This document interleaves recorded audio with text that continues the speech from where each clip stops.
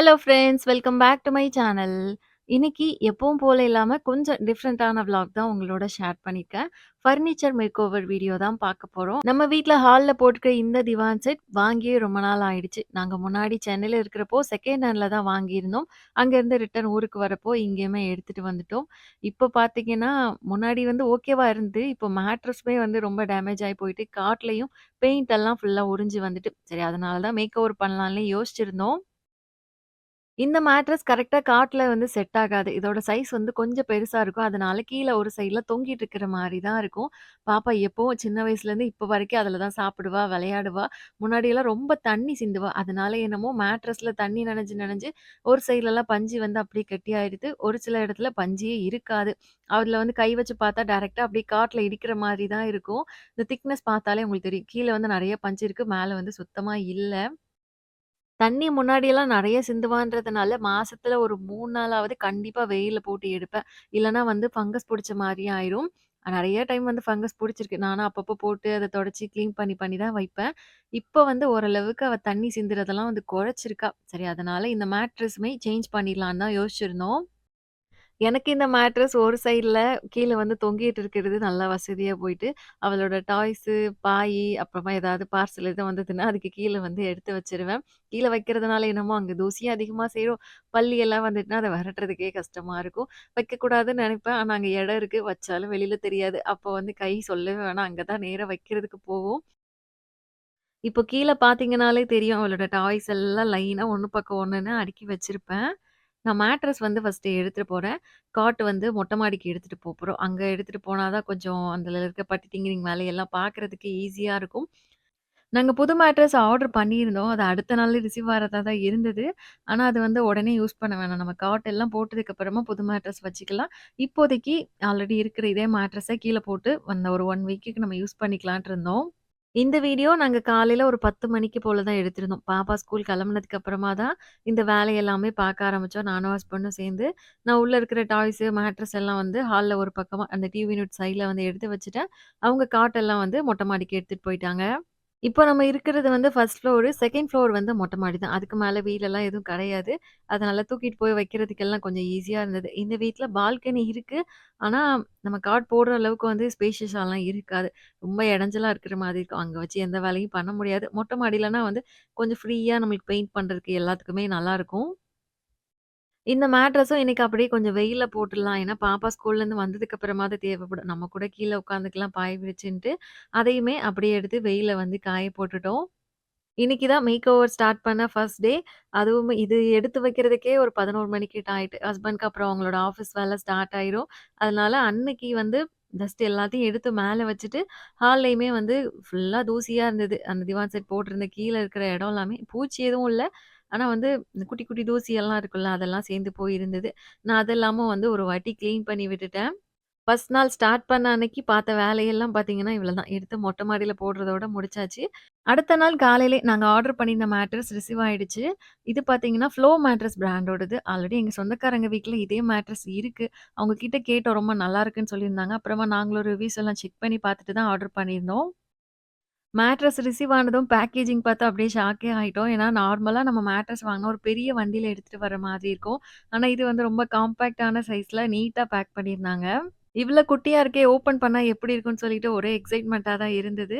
நாங்க முன்னாடி போட்டிருந்த மேட்ரஸ் அப்படியே காட்ல ஒரு பக்கமா கீழ தொங்கிட்டு இருக்கும். அது அந்த மாரி இருந்தா நல்லா இல்ல. அதனாலேயே வந்து இந்த மேட்ரஸ் ஆர்டர் பண்றப்போ, காட்டோட சைஸ் என்ன? கரெக்ட்டா அதுக்கு உள்ள செட் ஆகுற மாதிரி சைஸ் மெஷர் பண்ணி போட்டு தான் ஆர்டர் பண்ணியிருந்தோம். நம்ம கஸ்டமைஸ் பண்ணி நம்மளோட காட் எந்த சைஸ்ல இருக்கோ, அதுக்கேத்த மாரியே சைஸ் போட்டு ஆர்டர் பண்ணிக்கலாம். வெளியில இருக்கிற கவரெல்லாம் எடுத்துட்டு, அந்த கவர் ஃபுல்லா வந்து ரிமூவ் பண்ணிட்டு ஒரு 2 மினிட்ஸ் வந்து அப்படியே விட்டோம். அதோட ஒரிஜினல் சைஸ் வந்துட்டு நல்ல பெரிய மேட்ரஸாவே ஆயிட்டு.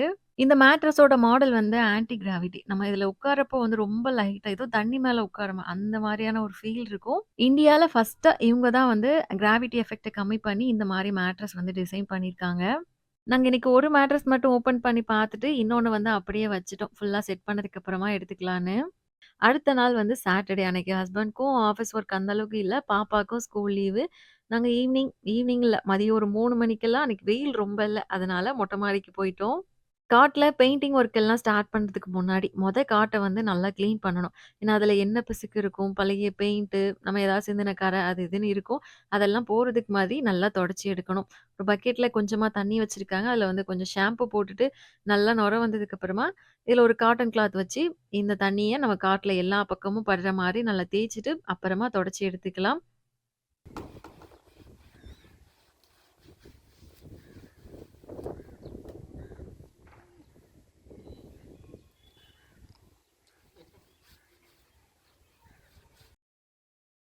இன்னைக்கு பாப்பாவும், ஹஸ்பண்டும் சேர்ந்தே இந்த சோப் போட்டு தேய்க்கிற வேலையெல்லாம் வந்து ஃபுல்லா முடிச்சுட்டாங்க. நான் வந்து இதுல எந்த ஒரு வேலையும் பார்க்கல. நான் அவங்கள தூரமா நின்னு வீடியோ எடுத்துட்டு இருந்தேன். பாப்பாக்கு இதுல தண்ணி, ஷாம்பு எல்லாம் போட்டுருக்கிறதுனால, அவளுக்கு இந்த வேலை பார்க்குறது வந்து நல்லா புடிச்சிருக்கு. நான் தான் அப்பாவுக்கு ஹெல்ப் பண்ணுவேன் அப்படின்னு சொல்லிட்டு பண்ணிட்டு இருந்தா. கொஞ்சம் விளையாடிட்டே அவளோட வேலையும் பார்த்துட்டு இருந்தா. இந்த காட்ல மேல இருக்கிற அந்த பிளைவுட் எல்லாம் லைட்டா வந்து பிஞ்சு வந்த மாரி தான் இருந்தது. கொஞ்சம் கேர்ஃபுல்லா கையில எதுவும் படாத மாரியே வந்து 2 காட்லயும் வந்து ஷாம்பு போட்டு நல்லா தேய்ச்சுட்டு, அதுக்கப்புறமா தண்ணி ஊத்தி வந்து அலச தேவையில்ல. ஏன்னா இது பழைய வுட்டுன்றதுனால தண்ணி ஊத்துனா அது ஊறிட்டே இருந்த மாரி இருக்கும். திருப்பி ஒரு ஈர துணி போட்டு அந்த ஷாம்பு எல்லாம் போற மாதிரி தொடச்சு மட்டும் எடுத்துட்டாங்க. துணியில மட்டும் கொஞ்சம் நல்லா சொத சொதன்னு தண்ணி இருக்கிற மாதிரி வச்சு தொடச்சு எடுத்துட்டாங்க. அப்பதான் அதில இருக்கிற கரை, ஷாம்பு எல்லாமே நல்லா போவும். இப்போ டைம் வந்து செய்ய ஸ்டார்ட் பண்ணப்போ 3 மணி என்னமோ, முடிக்கிறப்போ 5:30 மணி கிட்டயே ஆயிடுச்சு. அவ்வளோ நேரம் ஆயிருக்கு. ஆனா டைம் போனது பெருசா தெரியல. நல்லா வெயில் அடிச்சா தான் காட் வந்து காயும். இப்போ டைம் 5:30 மணி ஆயிடுச்சு. இனிமேல் வந்து இது காயாது. அதனால நாங்க அப்படியே மொட்டை மாடியில அத கவுத்தி வச்சுட்டோம். நல்லா காஞ்சதுக்கு அப்புறமா அடுத்த நாள் வேலைய பார்த்துக்கலான்ட்டு.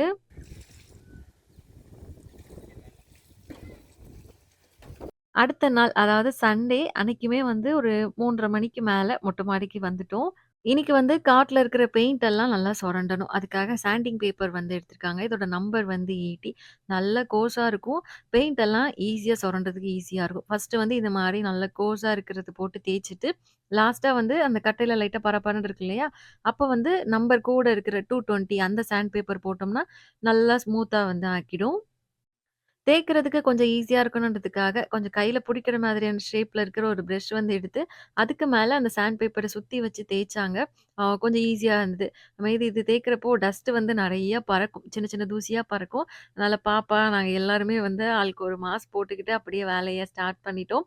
நாங்க தேய்க்க தேய்க்க பாப்பா வந்து சும்மா நார்மல் பிரஷ் வச்சு, அதுல இருக்கிற தூசி எல்லாமே வந்து அவ கீழ தட்டி விட்டுட்டு இருந்தா. ஏன்னா இந்த சாண்ட் பேப்பர் புடிச்சு அவளுக்கு தேய்க்க தெரியாதுன்றதுனால, அவளுக்கு இந்த பிரஷ் வந்து குடுத்துட்டோம். இந்த 2 காட்லயும் அந்த பழைய பெயிண்ட் எல்லாம் நல்லா போற அளவுக்கு போட்டு சொரண்டணும். அப்பதான் நம்ம புதுசா இன்னொரு பெயிண்ட் குடுக்குறப்போ, அதோட ஃபினிஷிங் லுக் வந்து நல்லாருக்கும். நம்ம அந்த அளவுக்கு சொரண்டாம போட்டுட்டாலே வந்து ஒரு பக்கம் திட்டு திட்டா இருக்கிற மாதிரி தெரியும்.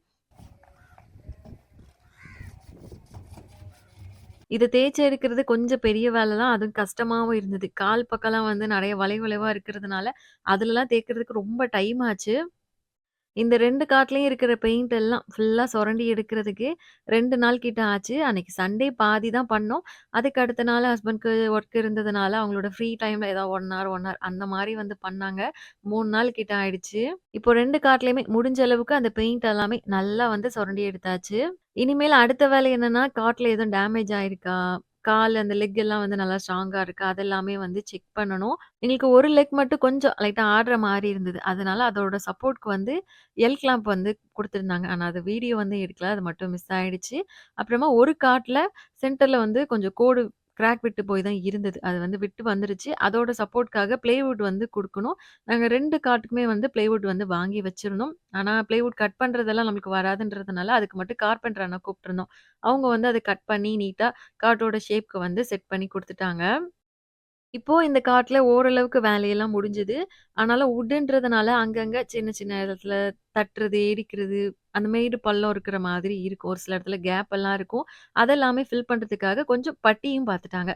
அப்பன்னா நம்ம பெயிண்ட் பண்றப்போ, அதோட ஃபினிஷிங் வந்து நல்லாருக்கும். எங்கேயுமே வந்து மேடு பள்ளம் எதுவுமே இல்லாம அப்படியே புது ஃபர்னிச்சர் மாதிரி தெரியும்.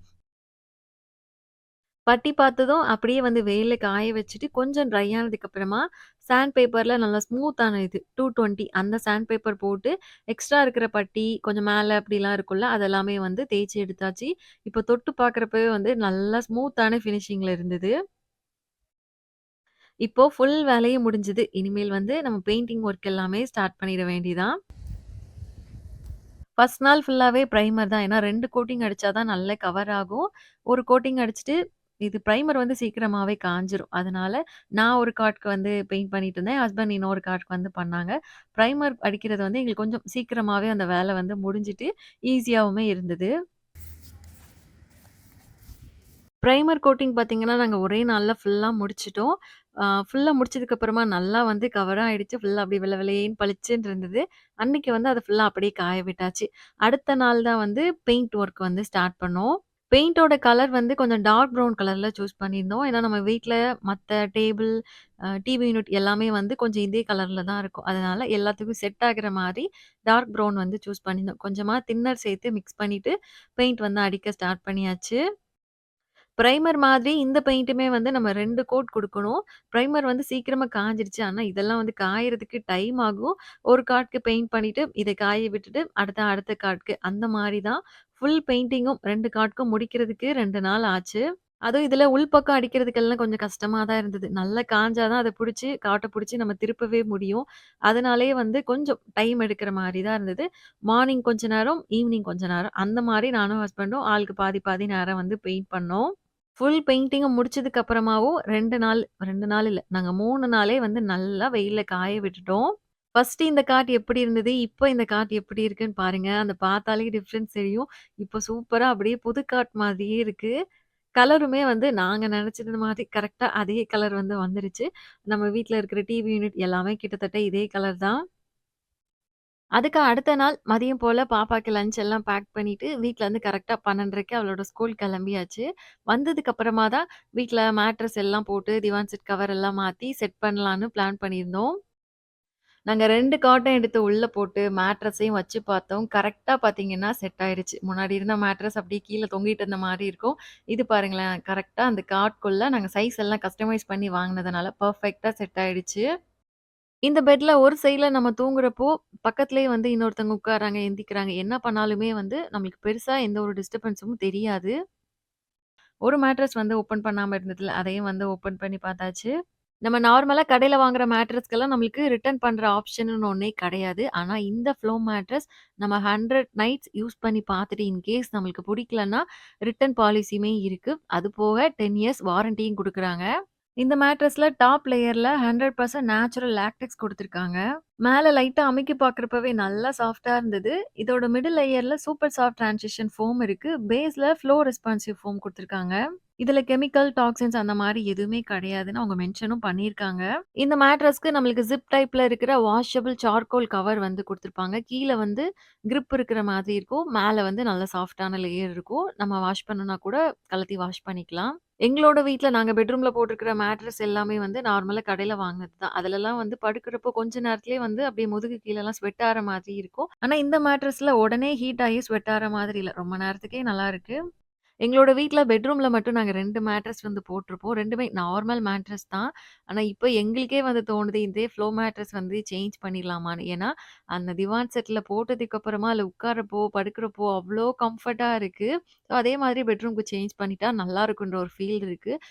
நீங்க புதுசா மேட்ரஸ் எது வாங்கணும்னு நெனைக்கிறீங்க? இல்ல உங்களோட பழைய மேட்ரஸ் வந்து ரொம்ப டேமேஜ் ஆன மாரி இருக்குன்னா, கண்டிப்பா இந்த மேட்ரஸ் நீங்க ட்ரை பண்ணி பார்க்கலாம். இந்த மேட்ரஸ் நீங்க Amazon, Flipkartல அவைலபிள் இருக்கு. அது மாரி ஃப்ளோ மேட்ரஸ் அஃபிஷியல் வெப்சைட்லயுமே வாங்கிக்கலாம். லிங்க் எல்லாம் நான் டிஸ்கிரிப்ஷன் பாக்ஸ்லயும், ஃபர்ஸ்ட் கமெண்ட்லயும் பின் பண்ணியிருக்கேன். உங்களுக்கு தேவைப்படுதுன்னா செக் பண்ணி பார்த்துக்கோங்க. நாங்க காட்ல அந்த ப்ளேவுட் எல்லாம் செட் பண்ணிட்டு இருந்த அன்னைக்கு தான், நான் ஆன்லைன்ல வந்து திவான் செட் கவர் வேற ஏதாவது வாங்கலாமான்னு பார்த்தேன். ஏன்னா புதுசா மேட்ரஸ் போடுவோம். சரி புதுசா ஒரு கவர் வாங்கி போட்டா இனிமே நல்லாருக்கும்னு யோசிச்சு செக் பண்ணி பார்த்தேன். கலர் புடிச்சா பிரிண்ட் பிடிக்காது. இல்ல பிரிண்ட் புடிச்சா கலர் பிடிக்காது. இப்படியே வந்து ஒரு 2, 3 நாள் வந்து நெறைய கவர் எல்லாம் பார்த்தேன். எனக்கு எதுவுமே பிடிக்கல. போட்டாலும் நம்மளோட ரூம் கலருக்கு செட் ஆகணும். அதுவும் ஒண்ணு. ஃபைனலா இந்த திவான் செட் கவர் வந்து கொஞ்சம் நெறைய கலர்ஸ் இருக்கிற மாரி இருந்தது. ஆரஞ்ச், ப்ரவுன், ப்ளூ சரி கொஞ்சம் நெறைய கலர்ஸ் இருக்கு. டார்க்காவும் இருக்கிற மாரி இருந்தது. சரி ரூமுக்கு செட் ஆகும். இல்லன்னா வந்து நம்ம ரிட்டர்ன் பண்ணிக்கலான்ற மாரி, கரெக்ட்டா அந்த பெயிண்டிங் ஒர்க் எல்லாம் முடியறதுக்கு 2 நாளுக்கு முன்னாடி தான் ஆர்டர் பண்ணியிருந்தேன். இது செட் பண்ற அன்னைக்கு தான் அதுவுமே திவான் செட் கவர் ரிசீவ் ஆச்சு. ஒரு வேள செட் ஆகலன்னா நம்ம போட்டு பார்த்துட்டு ரிட்டர்ன் போட்டுக்கலான்னு தான் போட்டு பார்த்தேன். ஆனா ஃபைனல் லுக் வந்து எனக்கு ரொம்ப புடிச்சிருந்தது. அதனால ரிட்டர்ன்லாம் போட வேண்டாம். நம்மளே வச்சு யூஸ் பண்ணிக்கலான்ட்டு ஃபுல்லா வந்து விரிச்சு விட்டுட்டேன். நம்ம எல்லாரோட வீட்லயுமே கண்டிப்பா பழைய டேபிள், பழைய கட்டில் அந்த மாரி ஏதாவது ஒண்ணு இருக்கும். நீங்களுமே இந்த மாரி ஒரு மேக் ஓவர் வந்து ட்ரை பண்ணி பாருங்க. அப்படியே ஒரு புது பொருள் மாதிரியே தெரியும். நாங்க காட்க்கு பெயிண்ட் மட்டும் பார்த்தீங்கன்னா, ரூ. 1300 கிட்ட ஆச்சு. அப்புறமா பிளேவுட் வந்து ரூ. 1200. பிளேவுட் நாங்க இப்ப வாங்கல. அது வந்து கொஞ்ச நாளுக்கு முன்னாடி நாங்க வேற ஒரு யூஸ்க்காக வாங்கியிருந்தோம். ஆனா, அத வந்து இப்போ நாங்க காட்க்கு யூஸ் பண்ணிக்கிட்டோம். அப்புறமா கார்பெண்டர் வந்தாங்கல்ல, அவங்களோட சம்பளம் ஒரு நாளைக்கு ரூ. 800 ஆச்சு. மொத்த செலவுன்னு பார்த்தா 1300, 1200 அப்புறமா ஒரு 800. ரூ. 3300 ஆச்சு. ஆ இது வந்து ஃபுல்லா நாங்களே தான் பண்ணோம். இதே இது நம்ம ஆள் வச்சு எல்லாம் பண்ணா, அவங்களோட சம்பளம் அது இதுன்னு அதிகமாகும். ஃப்ரீ டைம்ல நம்மளே வந்து இந்த மாரி பண்ணிக்கலாம். உங்களோட வீட்ல ஓல்டு ஃபர்னிச்சர்லாம் இருக்குன்னா, நீங்க கூட இந்த மாரி ஒரு மேக் ஓவர் வந்து பண்ணி பாருங்க. நம்ம அவசரமா இந்த மேக் ஓவர் வேலையெல்லாம் முடிக்கணும்னு நெனச்சு பண்ணாம, பொறுமையா ஒரு 2 வாரம், 3 வாரம் டைம் எடுத்து, நம்மளுக்கு எப்போ வீட்ல ரொம்ப போர் அடிக்கிற மாதிரி இருக்கு, என்ன பண்ணனே தெரியாம சில நேரம்லாம் சுத்திட்டு இருப்போம்ல, அந்த மாரி டைம்லலாம் பண்ணா வந்து நல்லா ஜாலியா அப்படி ரிலாக்ஸ்டா டைம் போற மாதிரி இருக்கும். எனக்கே வந்து அந்த பெயிண்ட் அடிக்கிற வேலையெல்லாம் நல்லா புடிச்சிருந்தது, இந்த மேக் ஓவர் பண்றப்போ. இப்போ குஷன்ஸ் எல்லாம் எடுத்து ஃபுல்லா வந்து கவர் போட்டு செட் பண்ணி வச்சுட்டேன். ஃபைனல் லுக் எனக்கு வந்து ரொம்ப ரொம்ப புடிச்சிருந்தது. முன்னாடி இருந்தத விட இப்போ கம்ப்ளீட்டா அப்படியே டிஃப்ரெண்ட்டா இருக்கு.